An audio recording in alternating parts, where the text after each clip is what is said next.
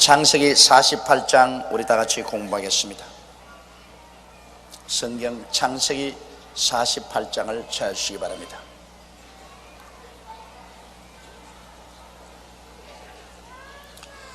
이 일 후에 혹이 요셉에게 구하기를 내 부친이 병들었다 하므로 그가 곧 두 아들 므낫세와 에브라임과 함께 이르니,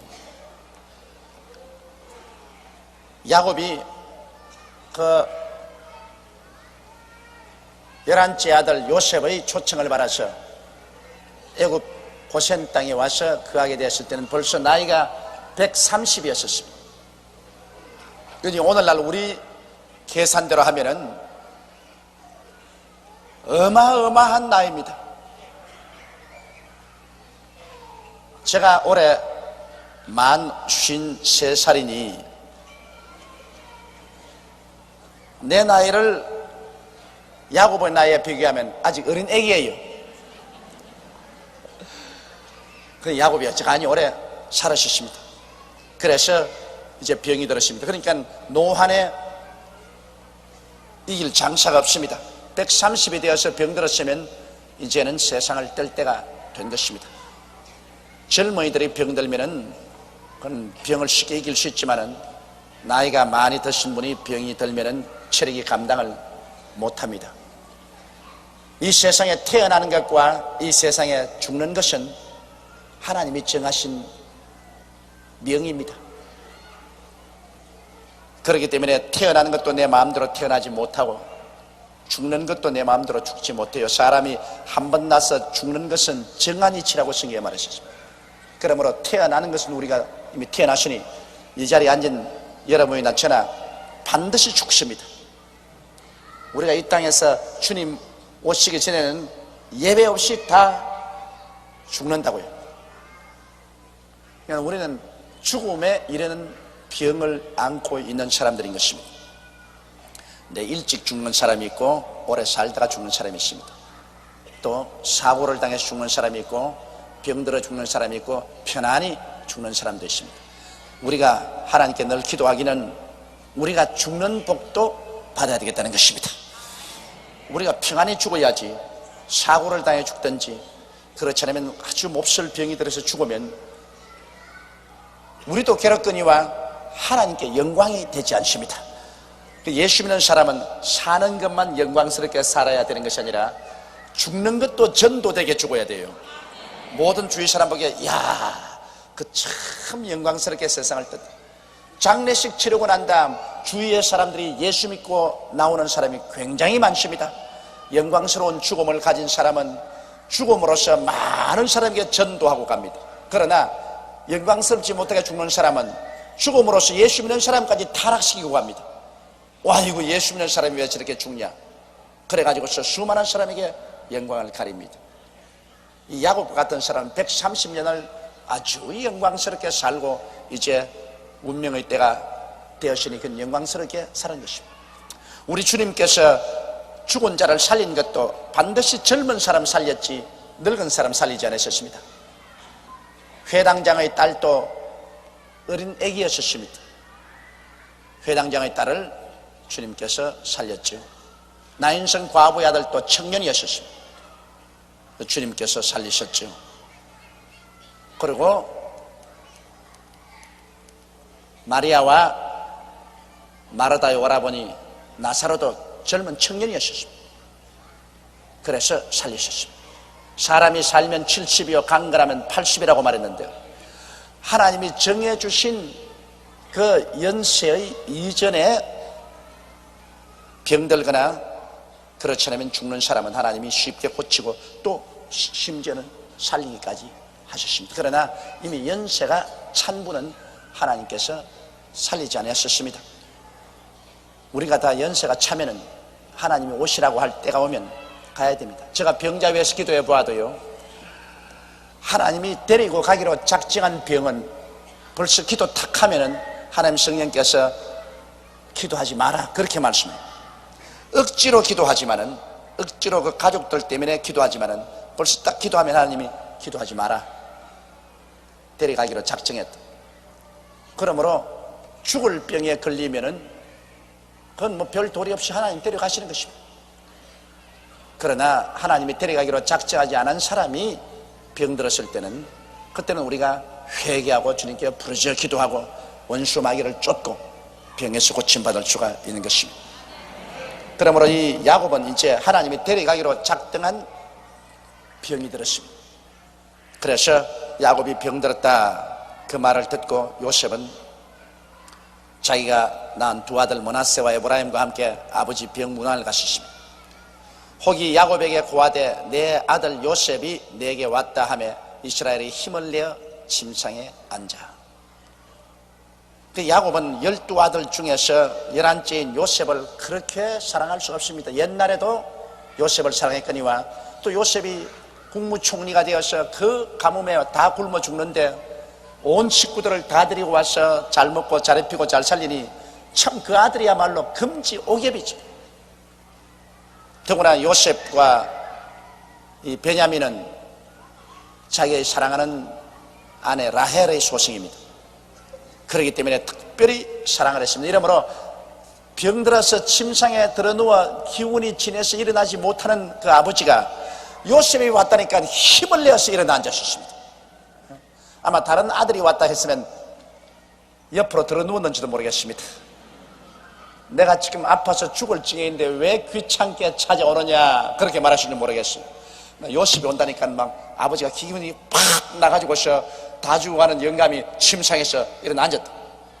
그러므로 성경 말씀에 보면 마음의 즐거움은 양약이라도 마음의 근심은 뼈로 썩게 한다고 말하고 있는 것입니다. 사람이 마음이 즐거우면 그게 큰 보신하는 것보다 낫다고요. 뭐 오래 살겠다고 자꾸 보신탕 먹고 무슨 한약재 먹고 그러고 난 다음 밤낮 물고 찢고 싸우고 하면 그거 아무 효과 없어요. 마음이 즐거우면 그게 그냥 굉장한 보신이 되고 건강이 되는 것입니다. 뭐 요사 이상구 박사 말한 대로 보면 마음이 즐거우면 속에서 엔돌핀이 많이 생긴다고. 그 여러분 지금 웃었으니까 엔돌핀이 또 많이 생겼어. 근데 뭐 우리는 엔돌핀인지 저돌핀인지 모르겠지만은 그러나 성경 말씀에 하나님께서 마음의 즐거움은 양약이라고 하시니 병들었을 때 그러므로 자꾸 즐겁게 해주면 병이 빨리 나아요. 병든 사람 곁에 가서 우리가 하나님 말씀을 증거해주고 찬송해주고 기도해주면 그것이 얼마나 마음을 가볍게 하고 즐겁게 하지 않습니까? 그러므로 예수를 믿는 사람이 병들었을 때 찬송하고 말씀 읽고 기도하고 하면 병이 빨리 나는 이유가 그 마음의 즐거움이 양약이 되어서 그렇게 되는 것입니다. 나 병든 사람 빨리 죽이려고 하거든 자꾸 가서 염려스러운 말을 자꾸 해주십시오. 죽으려 하는 사람. 병든 사람에게 자꾸 염려 근심스러운 일을 이야기해서 이맛살을 찌푸리게 하면 뼈가 썩는다고. 뼈가 썩어 그냥 제가 죽어버려요. 이러므로 인생을 살면서 즐거움을 가지고 살아야 되겠는데 예수님 밖에서 즐거운 일이 별로 있어야지. 요사이 저는 신문동기가 겁이 나요. 신문만 보면 모든 것이 즐겁지가 않습니다. 정치는 정치대로 나라와 민족을 정치가들이 사랑하는 것 같지가 않고 전부 정권적으로만 잡히는 것입니다. 노사 분쟁은 조금 잘 살게 되었다고 하니까 뭐 이걸 가지고서 서로 극단으로 많이 취하겠다고 나라야 망하든 국민 경제야 파탄이라든 극한적으로 분쟁을 합니다. 아유 무시무시해요. 학생들은 학생들대로 학교에서 공부하라고 부모들이 그렇게 애써서 등록금 내서 보냈는데 공부는 그냥 밤낮 학교에서 데모 안 하면 밖에 나와서 데모. 물론 데모하는데 이유가 다 있겠죠. 뭐 교수도 이유가 있겠고 학생도 이유가 있겠지만은 제3자로서 부모로서 밖에서 쳐다보는 우리들에게는 그 가슴이 답답하기가 말로 다 할 수가 없습니다. 애를 쓰고 힘을 쓰고 공부를 해도 국제 경쟁에 따라갈 만냐 못 따라가냐는 이런 처지인데 뭐 밤낮 공부는 안 하고 밤낮 총장실이나 점령하고 때려 부숴라 싸워라 과음이나 치고 댕기니 그래가지고 4년 학교 휘떡 보내고 난 다음에 텅 빈 머리를 가지고 사회에 나가서 어디서 먹습니까? 아주 고급 논팽이밖에 안 된다. 그리고 사회 각계각층마다 단체는 다 만들어가지고서 다 물고 찢고 고함쳐. 이래서 그냥 아예 그냥 신문을 보면은 엔돌핀이 다 사라지고 마음이 답답해지는 게 아예 병들 같아요. 그런데 막 신문 딱 접쳐놓고 찬송 한 장 척 부르고 성경 말씀 읽고 우리 사랑하는 주님과 함께 대화의 기도를 하고 나면 속이 박하 사탕봉어처럼 환해진다고요. 그저 마음이 그냥 기쁨이 넘치고 에라 이 한 세상 이래도 한 세상 저래도 한 세상 막 뒹굴뒹굴 굴러가거라. 우리는 결국 우리의 고향은 천국이니 그저 하나님 오시면 천당 들어가 살겠지. 나라와 민족을 사랑하다가 보니까 이렇게 속이 타고 답답하고 괴로운데 아이고 우리는 이 나라만 있는 것이 아니라 천당 나라도 우리나라니 그저 하나님 감사합니다. 세상 나라는 흔들리고 흔들리고 깨어지나 우리 속에 가지고 있는 천국은 흔들리지 않은 터전 위에 서 있으니 감사합니다. 그렇게 생각을 합니다. 천당까지 우리가 안 가졌으면 억울해서 못 견딜 거예요. 그러나 우리는 그래도 천국은 우리에게 있으니 그것만은 할렐루야 안심하고 감사할 수가 있는 것입니다. 그래서 우리 즐거움을 가지십시다. 마음의 즐거움은 양약도 되고 너희는 기뻐하라. 이것이 너희 힘이라고 말했습니다. 기뻐야 힘이 생겨요. 이 세상에 기쁨이 없으면 힘이 쫙 빠져버립니다. 슬픔이 오면 사람은 기운이 다 맥이 빠져버려요.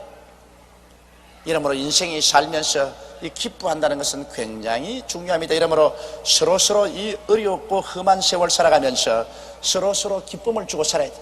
남편은 될 수만 있으면 아내를 기쁘게 해주고 아내도 될 수만 있으면 남편을 기쁘게 해주고 부모는 자식은 부모를 기쁘게 해주고 이웃끼리 서로 모여도 자꾸 헐뜯는 이야기하지 말고 서로 기쁘게 해줘서 이 짧은 세상 살면서 기쁨을 주어서 서로 힘을 얻고 행복을 가지고 그리고 치료를 받아가면서 살아야 되지 않겠습니까?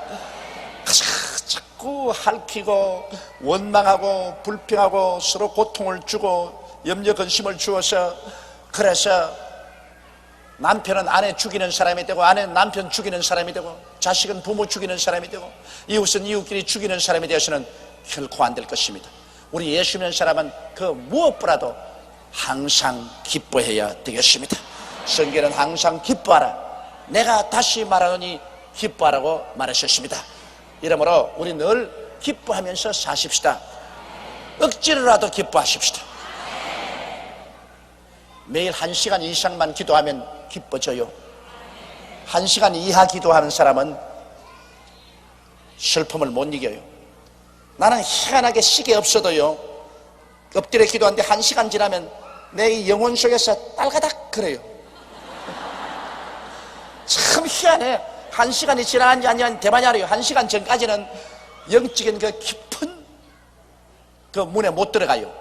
그래서 계속 기도하다가 1시간 되면은 영적인 문이 딸가닥 하고 열리면서 갑자기 그때부터 마음속에 그냥 기쁨이 넘쳐오르고 평안이 넘쳐요. 그래서 시계 딱 보면 틀림없이 1시간이에요.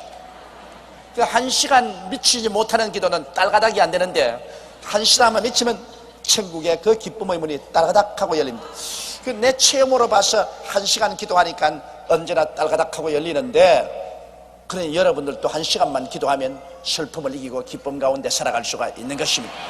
예수님께서도 잠자는 제 아들에게 겟세마네 동산에서 남아서 깨어나와 1시간 동안 기도하지 못하냐, 시험에 들지 않게 깨어 기도하라고 말씀하신 것입니다.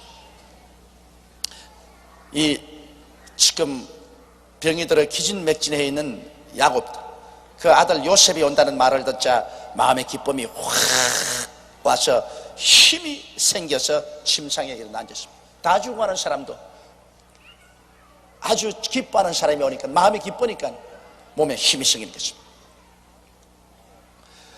요셉에게 이르되, 이제 요셉이 오니까 아버지가 이제 아들 데리고 죽기 전에 과거 이야기합니다. 요셉에게 이르되, 이전에 가나안 땅 루스에서 전능한 하나님이 내게 나타나 복을 허락하여 내게 이르시되 내가 너로 생육하게 하며 번성하게 하여 내게서 많은 백성이 나게 하고 내가 이 땅을 내 후손에게 주어 영원한 기업이 되리라 하셨느니라. 참 고년 묵은 이야기합니다. 지금 130살인데요 요셉에게 이르되 이전에 가나안 땅 루스에서 전능한 하나님이 내게 나타났던 그때는 언제냐? 그때는 형 에스하고 다투어 가지고서 형이 죽이려고 하며 어머니가 내 친정에 가서 있어라, 형의 노가 끝나면 내가 너를 다시 부르리라 해서 어머니의 보냄을 받아서 개나리 보찜 하나 들고 외아저씨 집 아람 땅으로 가다가 해가 지매 돌베개를 하고 잤습니다. 소년 시절이죠. 그럴 때 꿈을 꾸었는데 꿈에 보니까 하늘 문이 열리고 사닥다리가 놓였는데 사닥다리를 통해서 천사들이 자기 위에서 오락내리락 하는데 그 위에 보니까 하나님께서 보좌에 앉아 계시면서 나는 너희 조부 아브라함의 하나님이요 너희 아버지 이삭의 하나님이라. 내 누운 이 땅과 이 가나안을 내가 너와 내 자손에게 영원히 주리라. 그렇게 축복하는 것을 보고 꿈에서 깨어나서 두렵도다. 이것은 바로 하나님의 집이요 하나님 나라에 들어가는 문이로다 하고서 자기 베개 뺀 곳에 기름을 붓고 그 돌을 세워놓고 기도하기를 하나님이여 내가 가는 곳에 먹을 것과 입을 것을 주시고 편안히 우리 아버지께 집에로 돌아오게 하면 내가 하나님을 내 하나님으로 섬길 것이요 내가 얻은 일체의 수입 중에 11조를 주님께 드리리이다. 그렇게 각오한 땅이 바로 루스 땅입니다. 그건 아주 팔팔 젊은 때니까 내가 생각하기로는 그때 나이가 한 60이 됐나? 60까지 안 됐으면 한 40대였는가요? 그렇게 되는데 이제는 130이 된 이날에까지 그 야고보의 마음에는 그 루스 땅에서 하나님께서 환상 가운데 보여준 그 축복이 한시도 잊으시지 않았습니다. 이것이 야곱에게는 큰 축복이었습니다. 그가 130세를 사는 동안에 험한 세월을 살고 험한 경험을 많이 했지만은 그러나 이 생각 속에 늘 기억나는 것은 젊을 때가 루스 땅에서 하나님께서 하늘 문을 여시고 사닥다리 위에 앉아가지고서 자기에게 축복해 주시던 그 하나님의 음성이 늘 마음에 정정하고 그 생각이 마음에 가득해서 그것이 자원이 되어서 늘 야곱은 긍정적이고 적극적이고 창조적이고 생산적으로 인생을 대할 수가 있었습니다.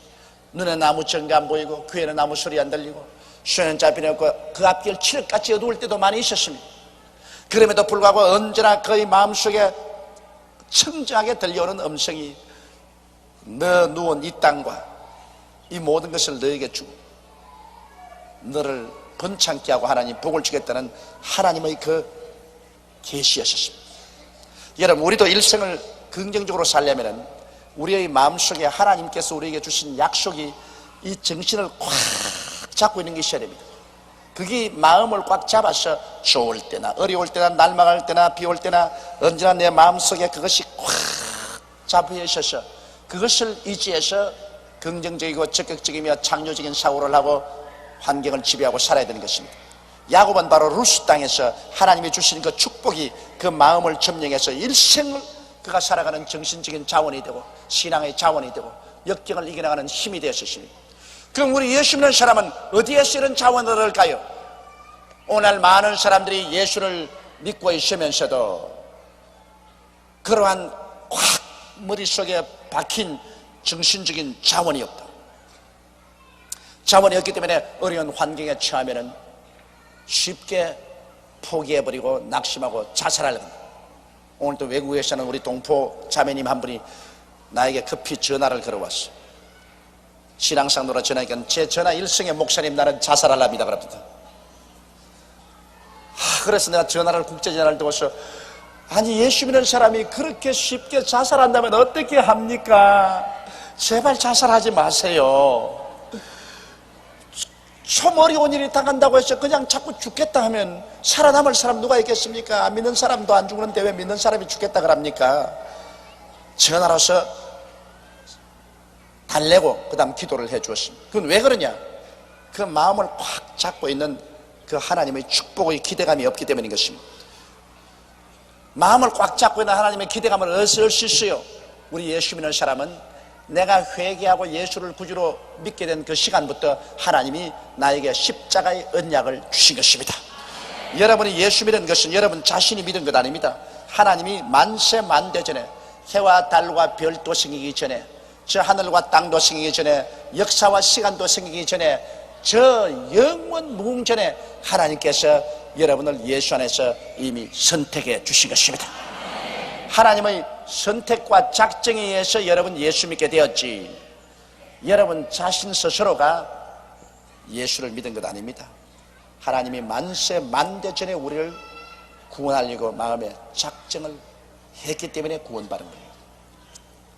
그래서 하나님께서 때가 오면 여러분을 예수 그리스도의 십자가를 통해서 불러준 것이니, 여러분이 회개하고 예수를 구주로 믿는 그때가 바로 하나님이 야곱 루스 땅에서 꿈에 나타난 것과 똑같은 그런 하나님의 나타나심인 것입니다. 그러면서 우리는 하나님께서 우리에게 십자가의 언약을 주셨습니다. 야곱에게는 루스 땅에서 축복의 언약을 주셨는데 우리에게는 모두 다 십자가의 언약을 주셨습니다. 그럼 십자가의 언약은 뭡니까? 십자가를 통해서 우리는 우리 마음속에 꽉 채워놔야 될 것입니다. 야곱이 루스에서 받은 계시를 130이 되도록 잊지 않고 머리에 채워놓은 것처럼 여러분 머릿속에 주야로 채워놔야 될 것이 있으니, 이것은 십자가를 통한 오중복음과 삼박자 축복인 것입니다. 이거 놓치면 안 돼요. 이거 놓쳐버리면 여러분 예수 믿는다고 하면서 어려운 일 당하면 꼭 자살하겠다 그러는 거예요.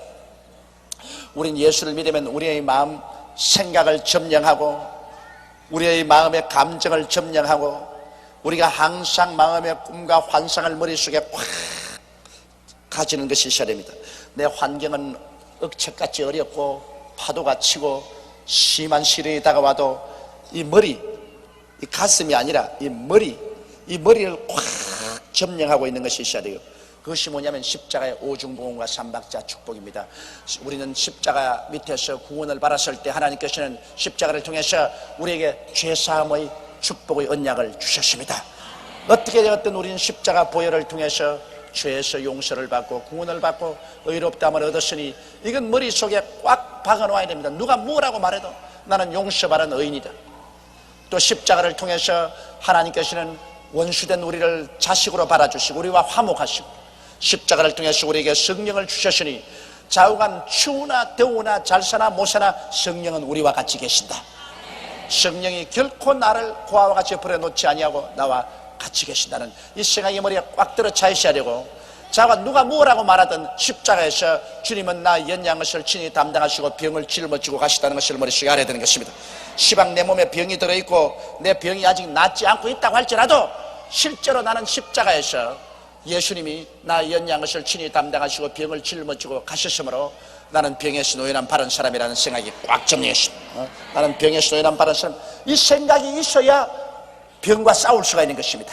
어떤 병이 내게 지긋지긋하게 달라붙어도 나는 나은 사람이다. 나는 십자가에서 건강의 축복을 받은 사람이다. 그러므로 나는 양보하지 아니한다. 지긋지긋하게는 대결에 싸울 수가 있는 것입니다. 그리고 이길 수가 있어요.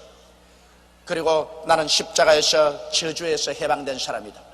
나는 십자가를 통해서 우리 육신의 선조 아담이 가져온 가시와 은극히 낭패와 실망, 가난과 절망, 이런 모든 저주에서 해방을 얻었다. 나는 예수님을 통해서 십자가에서 아브라함의 복을 받은 사람이다. 나는 복 받은 사람이다. 자관 환경이 얼마나 가난하고 사업이 안 되고 부도가 나고 아예 그냥 감방에 끌려가서 갇혀있다 할지라도 내 몸이 어떻게 되었더라도 내 머리 생각은 나는 복 받은 사람이다. 나는 십자가를 통하여 아브라함의 복을 받은 사람이라고 꽉 들어 차 있어야 되고, 어떠한 역경이라도 예수님이 죽었다가 부활하심으로 말미암아 나는 십자가를 통해서 사망에서 생명으로 옮겨졌고 지옥에서 천국으로 옮겨진 사람이다. 나는 천당 사람이다. 이 생각이 머리에 꽉 들어차고 그것이 우리 마음속에 꿈과 환상이 되어야 되는 것입니다. 그것이 내가 눈을 뜨고 있어도 내가 그렇게 된 것이 보이고 눈을 감고 있어도 내가 오중복음을 받아서 영원히 잘됨같이 범사에 잘되며 강건하게 된 내 모습을 늘 쳐다보고 살아야 되는 것입니다. 이게 바로 야곱이 루스 땅에서 하나님께서 계시해 주신 그 축복의 계시를 한평생 130이 되어 애굽의 고센 땅에 올 때까지 그런 마음에 간직하고 있어서 그 아들에게 그것을 간증합니다. 이와 같이 우리도 예수 믿고 난 이후로는 십자가를 통한 오중복음과 이 삼박자 축복, 이 삼중 축복을 머릿속에 계속 간직하고 있어야 됩니다. 저는 이 진리를 깨닫고 난 다음에부터 한시도 이 진리를 내 머릿속에서 떠나게 한 적이 없습니다. 저는 자나 깨나 앉으나 서나 추우나 더우나 내 머릿속에 그리스도를 통해서 오중복음은 나의 것이고 삼중 축복, 삼박자 축복은 내 것이다. 나는 그래서 언제나 내 스스로를 꿈꾸어 봅니다. 내 환경이 그렇지 않더라도 나는 언제나 나를 꿈꾸어 봅니다. 용서받은 의인, 하나님과 화목되어서 성령이 늘 같이 계신 조용기, 병에서 고침받고 건강하게 된 조용기, 저주가 다 떠나고 하나님의 축복 속에서 사는 조용기, 아브라함의 복 중에서 살기 때문에 나는 복받은 사람이에요. 사망과 음부가 다 물러가고 천국이 내 것이 된 그런 조용기, 이런 조용기를 머릿속에서 나는 늘 그려봅니다. 늘 꿈꾸어보고 그려보고 그 속에 삽니다. 환경이 그렇지 않더라도 내 머릿속만은 그런 꿈으로 꽉 들어찹니다. 그러면 그런 꿈이 머릿속에 꽉 들어차 있으면 그 꿈은 믿음을 산출하는 것입니다. 믿음이란 꿈이 생산해냅니다. 여러분 마음속에 그런 꿈이 꽉 있으면 믿어져요. 오중복음과 삼중 축복을 확실히 믿어요. 그 믿어지면 그 다음에는 성경은 뭐라고 말합니까? 내 믿은 대로 될지어다. 별 도리 없이 그것이 머릿속에 꽉 믿어져 있으면 그만 그 믿음이 그대로 이루어져요. 이번에 제가 피닉스 애리조나에 가니까 피닉스 애리조나에서 나를 만난 우리 한국 성도들이 여러 분 계시는데 그 중에 한 성도가 날 만나서 말이, 아휴 목사님 만나서 감사합니다. 왜 그러니까 나는 목사님 테이프를 들었는데 한국에서 떠난 지 30년이 넘어요.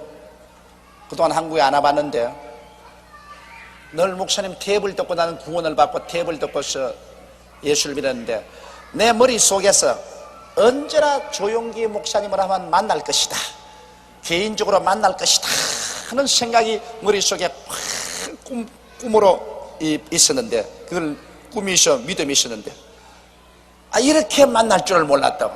그런데 그 피닉스 애리조나라는 곳에 좀처럼 가지 않은 곳입니다. 그런 그 사막 한가운데 있는 도시에 제가 가게 되고 또 그 집에서 밥을 2번이나 얻어먹게 되었어요. 내가 왜 다른 것 다 제껴놓고 그 집에 가서 밥을 2번이나 먹습니까? 그 사람이 그 마음속에 오랜 세월 동안 조용기 목사하고 개인적으로 만나서 이야기했던 꿈을 가지고 있었기 때문에 그 집에 가게 됐어요. 그래, 그것만 했으면 또 괜찮은데 그 다음 한국 식당이 딱 한 곳이 있는데 한국 식당에 가서 밥을 먹으니까 식당 주인이 하는 말이 뭐냐면, 아이고 내가 언제고 내 머릿속에서 조용기 목사 개인적으로 한번 만나봐야 되겠다 그렇게 생각을 하고 있었는데 우리 식당에 오셨네. 그럽디도 또 그래서 2번이나 계속하는 걸 보고 하하, 이 머릿속에 늘 꿈꾸는 것은 이루어진다. 제가 늘 말하는 것처럼 당신이 꿈을 만드는 것이 아니라 꿈이 당신을 만든다고. 꿈속에 늘 그렇게 생각하고 있으면 그것이 나쁜 꿈이 아닌 이상은 그대로 이루어지는 것입니다. 이제 그렇다고 여러분이 전부 다 조 목사 우리 집에 신방 올 것을 꿈꾼다 그러면 이제 저 바빠서 못 견뎌요. 바빠서 못 견뎌. 그 꿈대로 다 시행돼야 될 테니까. 그런데 여러분, 이 우리 예수 믿는 사람은 십자가 밑에서 언제나 오중복음을 묵상하고 삼박자 축복을 늘 묵상하고 그것이 이루어진 것을 생각하고 내가 그렇게 된 것을 늘 꿈꾸어 보고 그 믿음이 생기고 그리고 그걸 입으로 시인해야 되는 것입니다. 여러분, 입으로 부인하면 안 돼요. 참 그 하나님께서 입으로 시인하는 것이 얼마나 중요한 것을 누가복음 보면 세례 요한의 아버지를 통해서 가르치고 있습니다. 세례 요한의 아버지는 제사장인데 스가랴였고 그 어머니는 엘리자베스였습니다. 스가랴와 엘리자베스는 나이가 넓도록 어린애기를 낳지 못했습니다.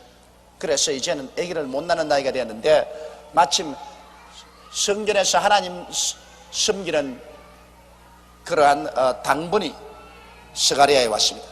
이 스가랴는 제사장이었기 때문에 자기 차례가 되어서 성전에 들어가서 분향을 하는데 천사장 가브리엘이 나타났어요. 너무 놀래가지고서 정신없이 있는데 가브리엘이 말하기를 내 말 단단히 들어라.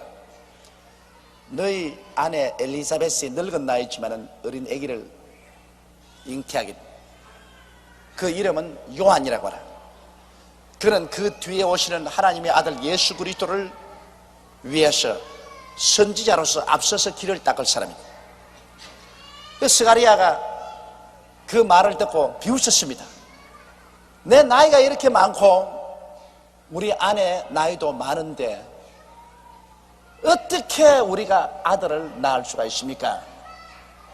그러니까 천사장 가브리엘이 하는 말이, 너 지금 의심하고 믿지 않지만은 내가 한 말대로 다 이루어지고 나면은 내가 믿을 것이다. 그러나 그 일이 이루어지기 전까지 너는 벙어리가 돼서 말 못할 것이다.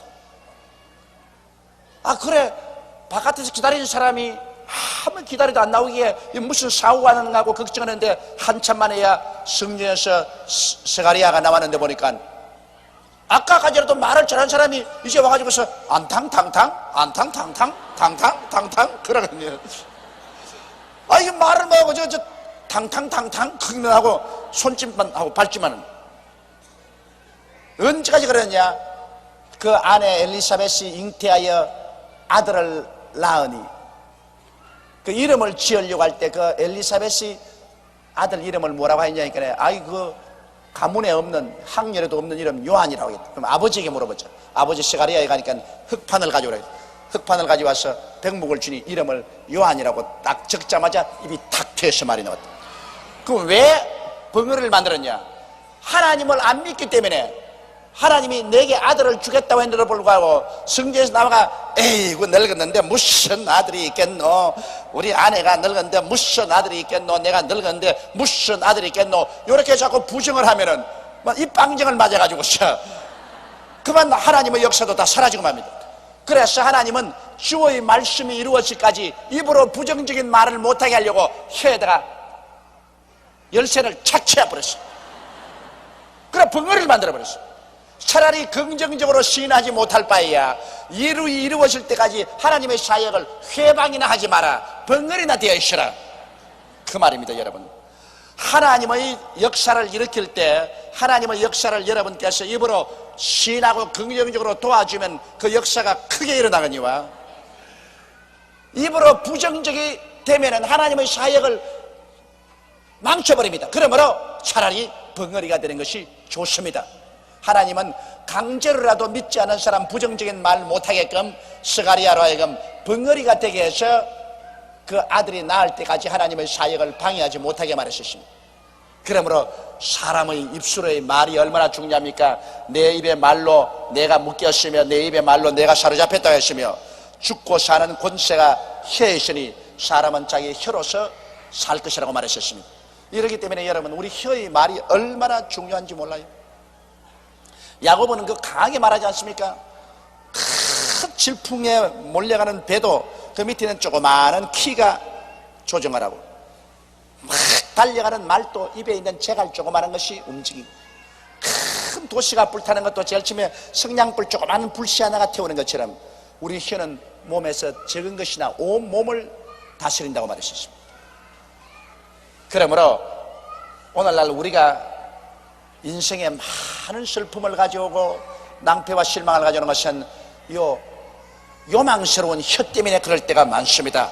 혀로서 방정을 떨어 가지고서 문제를 다 망쳐버려요. 그러므로 우리는 혀의 말을 굉장히 조심해야 되는 것입니다. 이러므로 우리 주를 믿는 사람은 하나님의 언약의 말씀을 언제나 부인하지 말고 입으로 시인해야 되는 것입니다. 여러분께서 십자가의 은총을 받으셨으면 십자가의 은총을 통해서 오중복음과 삼중축복을 마음속에 늘 생각하십시오. 머릿속에 그것을 늘 묵상하고 그렇게 된 자기의 모습을 늘 마음속에 그려보고 꿈꾸어보고 그걸 믿고 입으로 자꾸 시인해요. 나는 용서받은 의인이다. 나는 성령이 같이 계시다. 제가 채찍에 맞음으로 난 나음을 입었다. 나는 저주에서 해방을 얻고 아브라함의 복을 받은 사람이다. 나는 복인이다. 나는 영생을 얻은 사람이다. 입으로 자꾸 시인해요. 나는 영혼이 잘됨같이 범사에 잘되며 강건함을 얻은 사람이다. 축복받은 사람이다. 이렇게 입으로 자꾸 시인하면, 자, 꿈과 믿음과 입술의 시인이 합쳐지면 하나님의 역사가 일어나기 시작하는 것입니다. 그걸 꼭 잊지 마십시오. 꿈과 믿음과 입술의 시인, 이 삼박자가 합쳐지면 하나님의 역사가 일어나게 되는 것입니다. 할렐루야. 이래서 이 야곱은 젊은 청년 시절에 그가 하나님께로부터 받은 그 계시가 한평생 그 마음을 점령하고 그는 그대로 될 것이라는 것을 꿈꾸고 지금 130일에도 그 아들의 앞에서 그 입술로 그걸 긍정적으로 시인하고 있는 것입니다. 이것이 마음에 꽉 점령하고 있으면 하나님께서 나와 같이 계시니 누가 나를 대적하리요? 그 아들을 아끼지 않고 내게 주시니까 그 아들과 함께 무엇을 선물로 주지 않겠느냐. 그러한 마음에 자신이 딱 있기 때문에 어떠한 역경이 다가오고 고통이 다가와도 그것을 보고 허허 웃고 뛰어넘을 수 있는 마음의 여유가 생기는 것입니다. 우리 한국 사람은 요사이 도무지 마음의 여유가 없어서 아주 마음의 여유가 너무 없어서 그저 조금만 건들리면 칵 그곳에 그냥 대항을 합니다. 그냥 이거 뭐 조금도 여유가 없어요. 붙었다면 끝까지 그 네 골이 깨어지나 내 골이 깨어지나 받아버리라 까짓 거예요. 이렇게 마음의 여유가 없으시고 말이죠. 우리 민족이 이렇게 극단적으로 합니다. 여유가 없습니다. 흑이면 흑, 백이면 백, 중간에 희미한 건 싫다는 겁니다. 흑백입니다. 흑백. 네 편이냐 내 편이냐 중간 그건 없다. 네 편 아니면 내 편 아니면 전부 원수다. 어떻게 인생을 살면서 전부 다 네 편 내 편 돼요? 나는 옛날에 우리 어머니 아버지 싸울 때 우리 애들이 가보니까 네 편 내 편 아무 편도 못 되겠어요. 아버지도 내 아버지고 어머니도 내 어머니인데 내가 누구 편이 돼요? 참 곤란하대 그때. 또 우리가 어릴 때 되니까 꼭 사람들이 와서 그 얄궂은 물어버려요. 내 그거 지금 나이 50이 넘었어도 그때 4살 5살 때 물은 질문을 내가 지금도 기억하고 있어. 꼭 오면 하는 말이 아버지가 좋으니 엄마가 좋으니. 그 참 곤란한 질문을 해요. 그런데 그때만 되어도 벌써 인식이 있어가지고서 아버지 좋다 그럴 수도 없고 엄마만 좋다 그럴 수도 없습니다. 그래서 늘 가만히 있다가 다 좋아요. 다 좋기는 뭘 다 좋아. 아버지가 좋든지 엄마가 좋든지 특별히 그러겠지. 아니에요, 다 좋아요. 그 꼭 어른들이 그런 얄미운 질문을 해요. 그런데 나도 그런다고 요사이 애들 만나면 아버지가 좋으니 엄마가 좋으니 그러면 애들이 꼭 그렇게 대답한다고요. 다 좋아요. 아빠도 좋고 엄마도 좋아요. 그런데 그 아버지와 어머니가 싸움이 붙었는데 어떻게 흑백 논리가 됩니까? 아버지 편은 아버지, 어머니 편은 어머니 싹 갈라져라. 안 됩니다. 자식은 안 갈라져요. 부부는 법적으로 결혼했기 때문에 돌아서면 남도 그런 남이 없어. 그냥 보통 남이 아니라 원수가 되어버리는데 자식은 그렇게 안 돼요. 자식은 피와 살을 나누었기 때문에 아무리 부모가 갈라져도 그래도 내 아버지요 내 어머니가 되는 것입니다. 아무 한편에 선다 해도 그렇게 설 수가 없어요. 그건 흑백이 안 되지. 그건 중간편이죠. 중간이지. 그래서 인생살이라는 것은 반드시 흑이냐 백이냐 여기 안 갈라져요. 중간에 흑도 아니고 백도 아니고 회색으로 희미한 이런 것이 반드시 있다고. 우리 민족은 그 흑백 논리 때문에 큰일이에요. 우리 민족 그러니까 나는 아닌 것 같이 생각하지만 나도 민족 중에 한 사람이죠. 그러나 이것을 고치는 것은 예수 믿는 도리밖에 없어요. 예수님 믿고 하나님 앞에 기도할 수 있으면 마음의 여유가 생기는 것입니다. 하나님 앞에 기도하게 되면 비로소 마음에 사랑이 들어오고 여유가 생겨나서 내 입장만 생각하지 않고 남의 입장도 돌이켜볼 수 있는 것입니다. 이처럼 여러분 우리는 십자가를 통해서 하나님께 축복을 받는 사람이기 때문에 여러분의 신앙은 언제나 십자가에 서서 오중복음과 삼중 축복을 머릿속에 꽉 채워놓고 그것이 여러분의 모델입니다. 하나님은 그렇게 되기를 여러분 원하시고 있기 때문에 그대로 꿈꾸고 그대로 믿고 그대로 시인하면 반드시 그 길로 가는 것입니다. 어떠한 파도가 치고 역경이 다가와도 떠내려가는 것 같지만은 결국은 여러분 꿈꾸고 믿고 입으로 시인한 그 길로 가는 것입니다. 희한하게 그 길로 갑니다. 저는 그것을 체험했었습니다. 내가 이 진리를 발견하고 난 다음 30년 동안 이 진리를 믿고 살았는데 수없는 역경에 부딪히고 낭패에 부딪히고 깜깜한 밤에 부딪혀도 내 머릿속에 꿈꾸고 믿고 입으로 시인한 언제나 그 결과대로 이루어지더라고요. 밤은 쉬 지나가고 밝은 낮이 다가와요. 겨울은 지나가고 양춘 가을의 봄이 다가와요. 이러므로 우리가 마음속에 올바른 꿈과 믿음과 입술의 시인을 가지는 것은 굉장히 중요합니다. 그런데 이 야곱은 그와 같은 위대한 신앙의 원천을 가지고 있었습니다. 요셉에게 이르되 이전에 가나안 땅 루스에서 전능한 하나님이 내게 나타나 복을 허락하여 내게 이르시되 내가 너로 생육하게 하며 번성하게 하여 내게서 많은 백성이 나게 하고 내가 이 땅을 내 후손에게 주어 영원한 기업이 되게 하리라 하시느니라. 내가 애굽으로 와서 내게 이르기 전에 애굽에서 내게 낳은 두 아들 에브라임과 므낫세는 내 것이라. 루벤과 시므온처럼 내 것이 될 것이요. 이제 아버지가 이제 아들 갖다 놓고 난 다음에 설랑설레 이야기를 하는데 나는 이런 신앙으로 살아왔다 그렇게 이야기하고, 그 다음 그 아들 요셉을 얼마나 사랑했던지, 요셉아 네가 애굽에 내려와서 이곳에서 고생하며 살면서 낳은 두 아들이 있지. 므낫세와 에브라임과 므낫세는 내 손자로 내가 받아들인 게 아니라 내 양아들로 받아들이겠다. 이거 참 획기적인 일입니다. 이 손자인데, 자기에게는 손자인데 나는 손자로 받아들이지 않고 내 아들 12아들 가운데 같이 소속된 양자로 받아들이겠다. 그러므로 너희 두 아들 내 손자를 내 양아들로 다오. 이것은 굉장한 축복입니다. 이스라엘 12지파에 소속되게 만드는 것입니다. 그래서 나중에 보면은 여기에 이스라엘 12지파에 바로 이 두 아들이 들어가게 된 것입니다. 손자를 아버지가 아들로 양자를 택한 것입니다. 이런 것은 역사상에 아마 이때밖에 없을 것입니다. 그만큼 아버지가 요셉을 귀하게 여기고 요셉을 높여준 것입니다. 내가 애굽으로 와서 내게 이르기를 전에 애굽에서 내게 낳은 두 아들 에브라임과 므낫세는 내 것이라. 루벤과 시몬처럼 내 것이 될 것이라. 루벤과 시몬은 맏아들 둘째 아들인데 맏아들 둘째 아들처럼 손자가 바로 내 아들로서 내가 양자로 받아들이겠다. 이들 후에 내 소생이 내 것이 될 것이며 그 다음 이 두 아들 이후에 낳는 자식은 너 소생, 너 자식으로 삼아라. 그 산업은 그 형의 명의하에서 함께 하리라.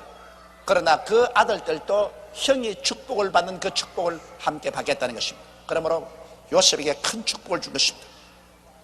또 말하기를 내게 관하여는 내가 이전에 밧단에서 올 때 라헬이 나를 따르는 노중 가나안 땅에서 죽었는데 그곳은 에브랏까지 길이 오히려 격한 곳이라 내가 거기서 그를 에브랏 길에서 장사했느니라. 에브랏은 곧 베들레헴이라. 이 말은 왜 했냐면 바로 요셉의 어머니가 라헬이거든요. 그래 또 요셉을 보니까 자기 아내 라헬이 생각이 납니다. 그래서 엄마 이야기를 하는 거예요. 너 엄마 하는 말이 내게 관해서는 내가 이전에 밧담에서 올라올 때 외아저씨 집에서 고향 땅으로 돌아올 때 너 어머니가 나를 따르는 노중에 너희 동생 베냐민을 낳다가 죽었다. 그 마지막 막내 베냐민을 낳다가 난산을 해서 죽었습니다. 그러므로 너 어머니가 나를 따르다가 노중에서 죽었어. 그래서 에브랏 길까지 길이 오히려 떨어져 있어서 너 어머니를 그곳에 장사했다. 그 뭐 다른 사람에게는 말해봤자 아무 의미가 없습니다. 그러나 요셉에게는 의미가 깊어요. 아버지와 아들 간에 어머니가 옛날에 너 동생 나타가 죽어서 이 가나안으로 오다가 그 중도의 길에서 너 어머니를 묻었다. 이것은 그 아버지와 자식 간의 그 깊은 사랑을 이야기하는 것입니다. 이스라엘이 요셉의 아들들을 보고 이르되 이들은 누구냐?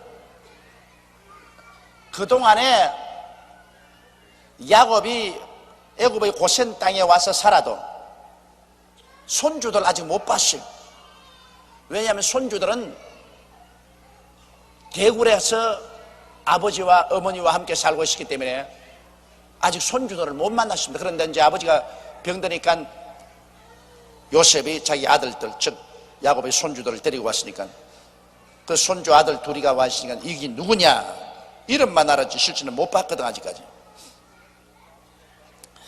요셉의 그 아비에게 고하되 이는 하나님이 여기에서 내게 주신 아들들이니이다. 아비가 가로되 그들을 이끌어 내 앞으로 나오라. 내가 그들에게 축복하리라. 이 축복을 받는다는 것이 여러분 얼마나 중요합니까? 그 할아버지가 아들을, 그 손주들을 자기 아들로 양자로 받아들이고 난 다음에 축복을 하겠다 그랬습니다. 이스라엘의 눈이 나이로 인하여 어두워서 보지 못하더라. 눈이 침침해져서 또렷이 못 봐요. 요셉이 두 아들을 이끌어 아비 앞으로 나아가니 이스라엘이 그들에게 입 맞추고 그들을 안고 요셉에게 이르되 내가 내 얼굴을 보리라고는 뜻하지 못하였더니 하나님이 내게 내 소생까지 보이셨도다. 이 얼마나 감격적인 말인 것입니까? 요셉이 짐승에 찢겨서 다 죽었다고 생각하고 요셉의 얼굴을 볼 것이라고는 꿈에도 생각하지 못했는데 그 아들이 애굽의 국무총리가 되고 그 후손이 태어나가지고서 이렇게 손주 둘이가 왔으니 이 얼마나 감사한 일인가. 내가 너를 못 볼 것이라 했는데 너희 자손까지라도 보게 되었으니 이 얼마나 감사한 일인가. 요셉이 아비 무릎 사이에서 두 아들을 물리고 땅에 엎드려 절하고 요셉이 아버지에게 너무 감격해서 그 손주 둘이를 이 가슴에 품고 이렇게 있으니까 손주를 떼내고 난 다음에 요셉이 아버지 앞에 큰절했습니다. 왜? 그 이제 손주들에게 축복받기 위해서 아버지에게 큰절하고 그 다음에는 이제 손주들에게 아버지에게 축복받으려 자기 아들을 끌고 나갑니다. 요셉이 아비 무릎 사이에서 두 아들을 물리고 땅에 엎드려 절하고 우수로는 에브라임을 이스라엘의 좌수를 향하게 하고 또 좌수로는 므낫세를 이스라엘의 우수를 향하게 하고 이끌어 그에게 가까이 가니라. 므낫세가 맏아들이고 에브라임이 둘째 아들이니까 아버지 욕심으로는 맏아들이 더 크게 축복을 받고 그리고 둘째 아들이 맏아들보다는 좀 덜 축복을 받는 것이 부모 마음이거든요. 아무래도 부모는 맏아들이 중요하니까. 그래서 요셉이 왼쪽 손으로 맏아들을 붙잡아 가지고서 맏아들 머리를 붙잡고 아버지 오른쪽 손으로 이렇게 가죠. 또 오른손으로는 둘째 아들을 잡고 아버지 왼손으로 이렇게 엇갈리게 이렇게 갖다 놨습니다. 아마 자리를 그렇게 앉는가 봅니다. 여기에 둘째 아들이 앉고 여기에 맏아들이 앉고 있으니까 맏아들 머리를 잡고 아버지 오른손으로 머리를 갖다 대고 둘째 아들 머리를 잡고서 아버지 왼손으로 머리를 갖다 댔습니다. 그렇게 갖다 댔습니다.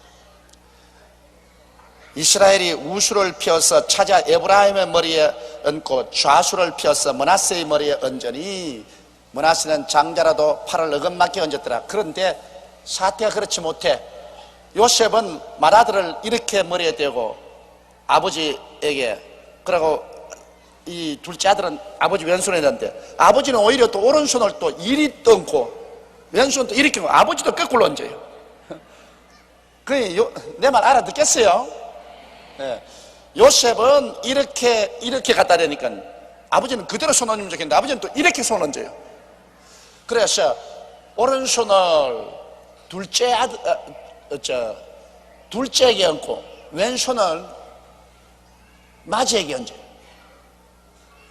그 하나님의 섭리란 희한합니다. 아무리 아버지가 맏아들이 복을 많이 받고 둘째 아들이 복을 적게 받게 하기를 원해서 강제로 아버지 손에 갖다 대어도 하나님께서 야곱에게 지시해서 손을 바로 이렇게 얹지 않고 도로 손을 어글해서 둘째 아들에게 먼저 손을 얹고 맏아들에게 나중 손을 왼쪽 손을 얹었습니다. 이러므로 하나님도 벌써 이 세상에 태어날 때부터 사람에게 복을 정해놓고 태어나는 것입니다. 그렇다고 해서 하나님이 굶어 죽을 사람 태어나진 않았지만은 그러나 이 세상에서 크고 작은 복은 하나님이 하늘에서 정해놓은 것입니다. 아버지의 욕심으로는 맏아들이 복을 받고 므낫세가 복을 많이 받고 그리고 에브라임이 복을 덜 받기를 원하는데 하나님은 거꾸로 생각하고 있다. 이러므로 여기에서 우리가 뭘 알 수 있냐면 하나님은 절대 주권자입니다. 하나님은 당신이 원하는 대로요. 그런데 가만히 성경을 보면 참 희한한 게요, 맞이보라도 둘째가 나아요. 나는 다행히 맞인데도 불구하고 하나님이 복을 주셨죠. 그래도 실제로 봐서는 나는 맞이 아니면 우리 내 위에 누님이 하나 있으니까 내가 두 번째예요. 자, 하나님이 하시는 거 보면 꼭 맞이는 별 볼 일이 없어.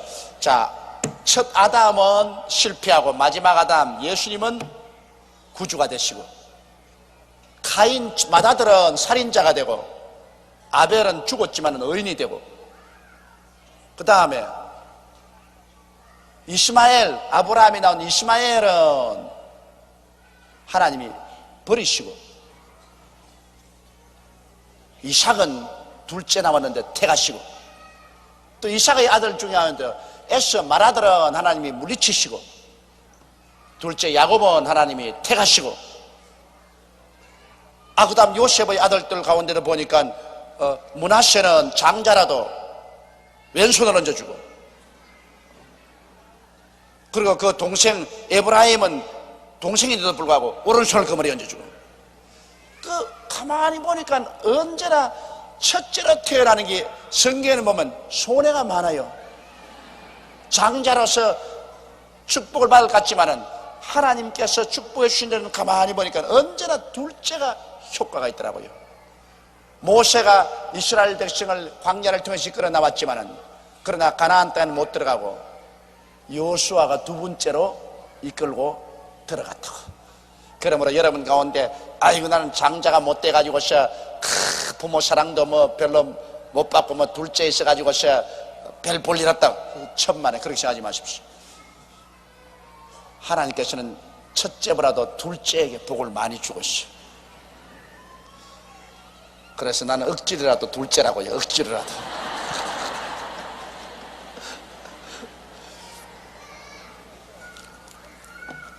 이래서 요셉의 생각과 하나님의 생각은 틀렸습니다. 하나님은 절대 주권자인 것입니다. 하나님은 예정하시는 하나님인 것입니다. 하나님은 벌써 만세 만대제부터 예정하시고, 그렇기 때문에 하나님의 예정 안에서 우리가 선택의 자유가 있습니다. 예를 들어 말하면, 여러분 우리가 1989년도에 이 극동의 한국 땅에 태어나서 사는 것, 이게 예정입니다. 이건 내가 변화시킬 수가 없어요. 뭐 뛰고 꿀려도 변화 못 시켜요. 한국 땅에서 이 시점에 태어났다. 이건 하나님이 예정하는 것입니다. 이건 못 변해요. 그러나 한국 땅에 있을 때 서울에 살 것이냐 부산에 살 것이냐, 이건 내 마음대로 할 수가 있어요. 그러나 한정된 곳에 우리가 자유를 누릴 수가 있습니다. 큰 연못이 있는데 그 여기에 물고기가 많이 놀고 있어요. 그 연못이 그 물고기 밖에 못 나가요. 물고기는 그 연못이라는 것은 이미 정해져 있어요. 그 안에서 물고기가 노는데 왼쪽에 가서 헤엄칠 것이냐 오른쪽에 가서 헤엄칠 것이냐, 그건 지가 정하지만은 그 연못 밖으로는 못 나가요. 연못은 벌써 예정해 놓은 것이에요. 그 안에서 자유의지를 가지고 내가 왼쪽에 갔다 오른쪽에 갔다 그러지, 그건 뭐 한정된 자유의지. 여러분과 우리 선택의 자유의지, 그것이 있으면 하나님이 이미 크게 정해놓은 그 테두리 안에서 우리가 움직이지, 그 테두리 밖에 못 나갑니다. 그러므로 로마서에도 바울이 말하기를 하나님이 각 사람에게 나누신 믿음의 분량대로 지혜롭게 생각하라. 다같이 예수 믿어도 여러분은 하나님께서 평신도로서 하나님이 벌써 믿음의 분량을 주었기 때문에 평신도로지. 그러나 저 같은 사람은 목사로서 하나님이 믿음의 분량을 주었으니까 목사가 됐습니다. 자기가 노력해서 그 믿음을 얻느냐, 그렇지 않습니다. 하나님이 안 주시는데 어떻게 믿음을 얻어요? 그 믿음의 분량도 하나님이 주신 것입니다. 무슨 조용기 목사가 잘나가지고서 세계 최대의 교회를 짓고 이 목회를 하는 게 아닙니다. 하나님이 그런 믿음을 내게 부어주셨기 때문에 그 믿음으로 열매를 맺은 것입니다. 왜 조용기에게는 특별히 그렇게 해줬노? 그건 몰라요.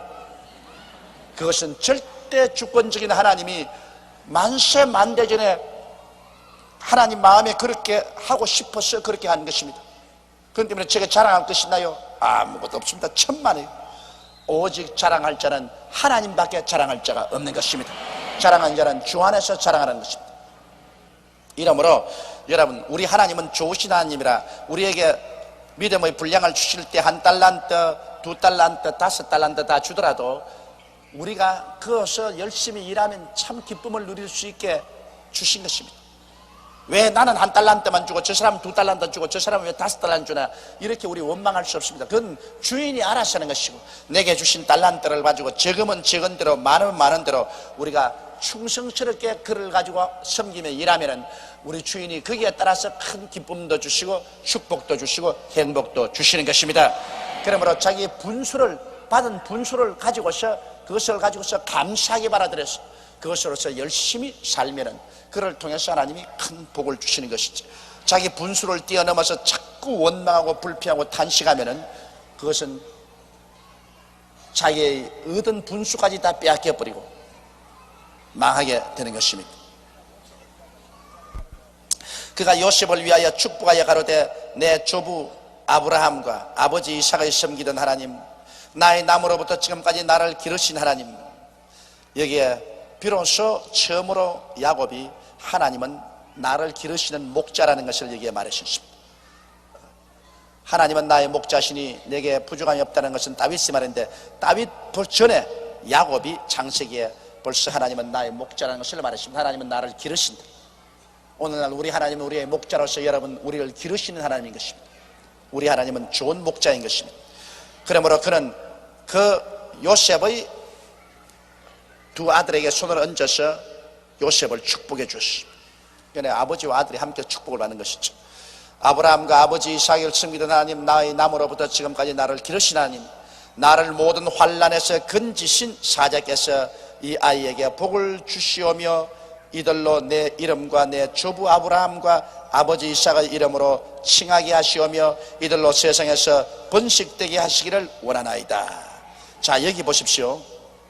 이 보면 그가 요셉을 위하여 축복하여 가로되 내 조부 아브라함과 아버지 이삭의 섬기던 하나님, 나의 나무로부터 지금까지 나를 기르시던 하나님, 그 다음에 16절이면 나를 모든 환난에서 건지신 사자, 성경은 여호와의 사자라고 늘 길어졌어.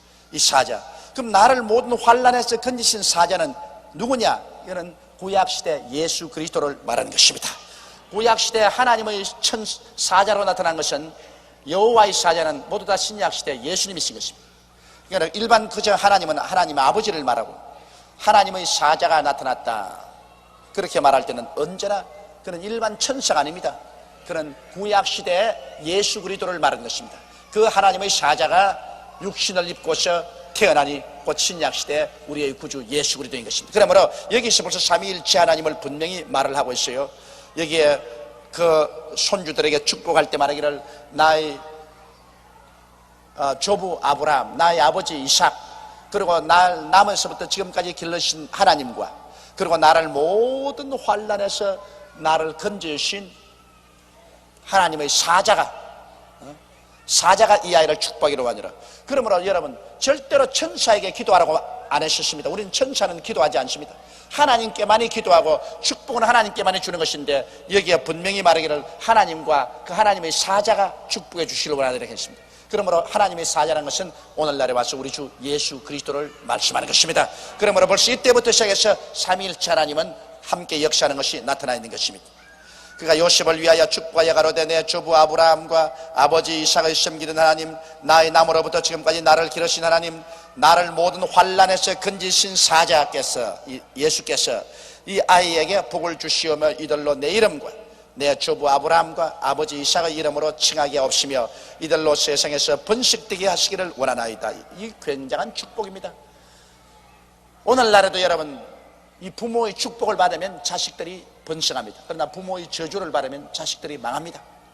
하나님은 이 부모의 축복을 굉장히 중하게 여깁니다. 더구나 선지자의 축복은 더 말할 필요가 없죠. 요셉이 그 아비가 우수를 에브라임의 머리에 얹은 것을 보고 기뻐 아니하여, 우수를 그 둘째 아들에게 얹은 것을 보고 기뻐 아니하여 아비의 손을 들어서 에브라임의 머리에서 므낫세의 머리로 옮기고자 하여 그 아비에게 이르되 아버지의 그리 마옵소서, 이는 장자니 우수를 그 머리에 얹으소서. 그래서 요셉은 아무래도 장자가 복을 많이 받기를 원해서 차자에게 우수를 얹은 것을 아버지 손을 옮겨가지고 장자의 머리에 얹으려고, 아버지 이렇게 하지 마옵소서, 뭐 손 잘못 얹었습니다. 이 오른손을 장자에게 얹어야지 왜 차자에게 얹으십니까? 왼손을 장자에게 얹으면 어떻게 합니까? 그렇게 말했습니다. 아비가 허락지 아니하여 가로되 나도 안다 내 아들아 나도 안다. 아버지가 하는 말이 그래 나도 안다 내 오른손을 너 차자에 얹고 내 왼손을 장자에 얹으니까 나도 안다. 그러나 그 말은 뭐냐? 내 마음대로 하는 건 아니다. 내가 손 얹는 거 이거 내 마음대로 하는 거 아니. 이거 다 하나님이 그렇게 얹으라고 내게 명령하기 때문에 그대로 하는 것이다. 너 속은 내가 다 안다. 네 마음은 다 안다. 그래도 하나님이 이렇게 하라 그러는데 어떻게 하니? 그 말인 것입니다. 그러니 보십시오. 사람의 생각과 하나님의 생각은 이렇게 다릅니다. 하나님은 장자보다도 차자인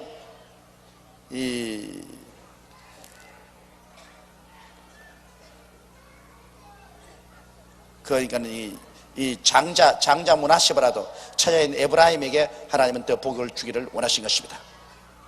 아비가 허락지 아니하여 가로되 나도 안다 내 아들아 나도 안다. 그도 한 족속이 되며 그러니까 맏아들입니다. 그도 한 족속이 되며 그도 크게 되려니와 그 아우가 그보다 큰 자가 되고 그 자손이 여러 민족을 이루리라 하고 그날에 그들에게 축복하여 가로되 이스라엘 족속이 너로 축복하기를 하나님이 너로 에브라임 같고 므낫세 같게 하시리라 하리라 하여 에브라임을 므낫세보다 앞세웠다. 그러니 이스라엘 12지파 중에서 요셉의 자손들이 가장 축복을 받도록 그날 야곱이 축복을 한 것입니다. 이제 역사를 통해서 보면 이스라엘 12지파 중에서 나중에는 정말 이 말대로 에브라임과 이 므낫세 지파가 크게 흥왕한 것을 우리가 알 수 있는 것입니다. 이스라엘이 요셉에게 또 이르되 나는 죽으나 하나님이 너와 함께 계시사 너희를 인도하여 너희 조상의 땅으로 돌아가게 하시려니와. 자, 외국 땅에 와 있지만은 나는 지금 죽어도 하나님은 너와 같이 계시기 때문에 반드시 너희 후손들을 고향 땅으로 돌아가게 한다. 이게 예언입니다. 그런데 야곱이 이렇게 예언하고 난 다음에 여러분 얼마 만에 돌아가느냐? 430년 후에 고향 땅으로 돌아가는 것입니다.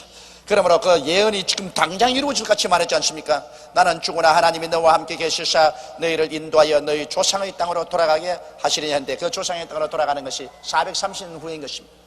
예수님께서도 나는 이제 가거니와 시 얼마 있지 않으면 내가 너희를 다시 데리러 온다고 했는데 그 말씀하신 지가 이제 2000년이 다 되었습니다. 그러므로 예수님께서는 이제는 우리를 데려올 날이 눈앞에 다가온 것을 알고 계십니다. 반드시 우리는 돌아갑니다. 우리 고향 땅으로. 이스라엘 백성이 애굽 땅에 살다가 가나안 땅으로 돌아가는 것처럼 우리도 죄악의 애굽 세상에 살지만은 우리 고향 땅 가나안으로 여러분과 나도 돌아갑니다. 반드시 돌아갑니다. 우리의 소망은 거기에 있습니다. 여러분, 우리는 행인과 나그네와 같이 천막치고 살고 있습니다. 언제고 이거 다 그두어 치워버리고 우리 갑니다. 할렐루야. 우리는 고향 땅에 간다고요. 이게 우리에게 최대의 소망입니다. 앞서간 우리 부모, 형제, 처아들도 다 그곳이 기다리고 있고 우리도 그곳으로 곧 조인하는 것입니다. 이러므로 이 땅에 사는 것을 행인과 나그네와 같이 살게 되시기를 주 이름으로 축원합니다. 내가 네게 내 형제보다 일부분을 더 주었나니 이는 내가 내 칼과 활로 아모리 족속의 손에서 빼앗은 것이라. 그가 가나안 땅에서 가진 재산이 있어요. 그 재산을 야곱이 죽기 전에 나누어 주었는데 특별히 요셉에게 더 많은 땅을 나누어 주었습니다. 그것은 왜냐하면 요셉을 자기가 가장 사랑하는 아들이기 때문에 자기가 직접 아모리 사람에게 창과 칼로서 그때 싸워서 뺏은 땅인데 그 땅을 그 아들 요셉에게 주었다고 했습니다. 그러나 그 땅을 실제로 요셉의 후손들이 얻는 데는 430년 이후에 적과 꿀이라는 땅을 이스라엘이 다시 점령할 때 그때야 빛을 보게 되었던 것입니다. 자, 오늘 그래서 우리 창세기 48장을 공부하면서 두 가지 뚜렷한 사실을 배웠습니다. 첫째는 우리는 어느 인생 시점에서 하나님께로부터 우리가 받은 축복을 머릿속에서 평생을 간직하고 있어야 된다는 것입니다. 하나님이 내게 주신 축복을 내가 머릿속에 늘 생각하고 꿈꾸고 그것을 믿고 입으로 시인하면서 그것을 가지고 살아야지 환경을 보고 살면 안 된다. 이게 야곱에게서 우리가 배웠고 그 다음 또 우리가 뒤에서 배운 것은 하나님은 절대 주권자로서 하나님은 예정하신다. 하나님이 예정해 놓으신 것 그 한계를 뛰어넘을 수가 없기 때문에 하나님이 내게 주신 믿음의 분량대로 내가 인생을 감사하게 받아들이고 감사하게 살고 열심으로 잘 살면 그 속에서 하나님이 우리에게 행복을 주신다는 것을 우리가 깨달아 알아야 되겠습니다.